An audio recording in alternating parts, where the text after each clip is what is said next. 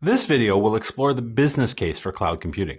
In other words, why would you move something to the cloud? Should you move everything to the cloud? Does the cloud make sense? How does it work for your enterprise and your organization? You've probably heard about cloud computing or the cloud. So what's the business case for cloud computing? As a business owner or business decision maker, why should you be interested in knowing about the cloud? Well, you're only going to move applications, services, or infrastructure to the cloud if it makes business sense. So does it save money? Does it save time? Does it deliver more customers, more services, or other types of efficiencies?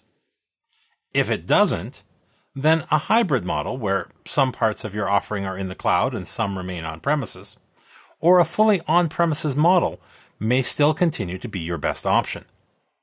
As a business decision maker, you need to understand a little bit about the cloud and the business case for cloud computing in order to make that decision. Now, cloud computing is often compared to and contrasted with or confused with hosted services. Now, there is a lot of similarity between a simple and straightforward hosted service and a fully cloud computing environment. Some providers or vendors will offer both, and many times the lines between them will be blurred. Now, that's okay. It's probably, in fact, useful and flexible to be able to move between the two types of contracts as needed. But you should understand the differences between the two. Cloud computing is generally seen as more flexible. And this is why we mean that. What sort of things do we see in cloud computing that make it more flexible? The first example is elasticity or scalability. And this is the idea of adding new instances on demand or upsizing an existing service, again, on demand, or being able to downsize existing services or remove instances when you don't need them anymore. Or you can turn off and park an instance or a service without deleting it. So if you think of any part of your business that is seasonal and how this might play into that. Now, in a traditional model where you're hosting all of the equipment locally, you don't have the option to easily and quickly upsize and just increase the capacity of something. You still have to evaluate it, order in parts or new equipment, get it installed, that kind of thing. In a cloud environment, you just click a button and your service moves to a larger or bigger provisioned environment. And certainly downsizing or turning off instances in a physical environment is a whole other kettle of fish, because if you've committed to having those servers present, it's very hard to turn them off or to downsize them. Now, where does hosted services fit into that? If the hosted service allows you that flexibility of upsizing, downsizing, adding new and removing easily, quickly, and efficiently, then it's pretty close to a cloud computing experience. If, on the other hand, your hosted service is very rigid and very contractually based and insistent on exactly what the case must be from month to month, then it's less like a cloud computing scenario. Now, of course, what you use determines what you pay. I have a friend who worked for a cloud provider for many years, and he was fond of saying, if you still pay for it when it's off, it's not cloud computing. And that really captures a lot of the essence of the flexibility of cloud computing. You're allowed to turn off resources when you're not using them and stop paying for them. Now, charges will be there, and charges are based on use, such as processing or memory, network communications, and storage. Now, often that storage is something that persists. If you turn off an instance for a service, but leave those bits there in the cloud provider, they're still going to want to continue to bill for that storage. Now, there are some elements that decrease the flexibility in order to increase your savings.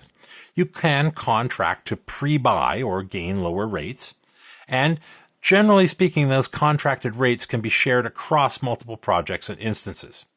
And you may be able to select various types of priority or availability that affect the rate that you're offered.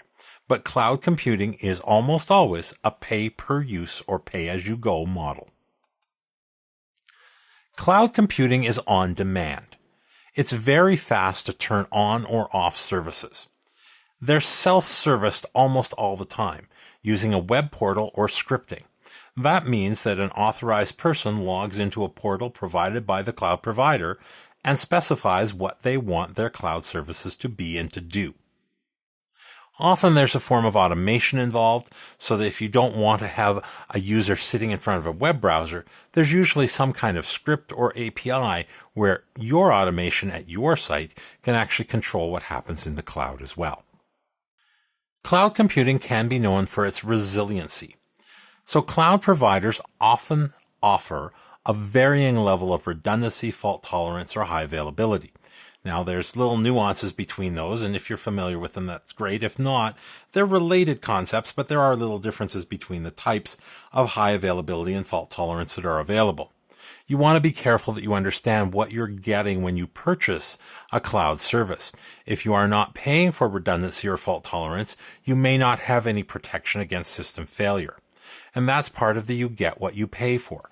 If someone just wants a simple, quickly, and highly disposable environment for, say, testing, then that's going to cost less than a fully highly available, fault-tolerant, redundant system serving millions of users across the world.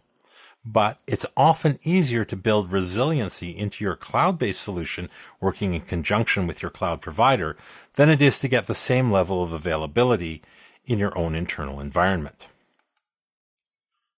Another hallmark of cloud computing that adds to the business case is its ability to move workloads around.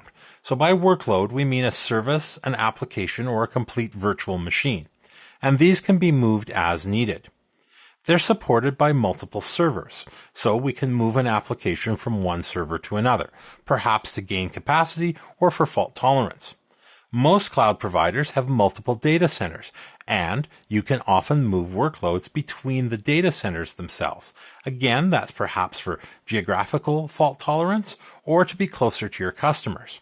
Now, speaking of being closer to your customers, most of the largest cloud providers also have multiple regions, and your agreement with them or your contract can specify which of the regions your data and services live in. This allows you to operate different operations in, say, Europe than from North America. Again, this might be for fault tolerance, but more likely it's to reach a wider audience or to be closer to your users. Whatever the way you want to set it up, the ability to move these workloads around between servers, data centers, or regions is key to meeting your organization's needs, whether that's for high availability reasons, to manage the updating of servers, or to be closer to the customer. This availability of having movement of workloads between different locations is an important part of understanding how cloud computing can help your business.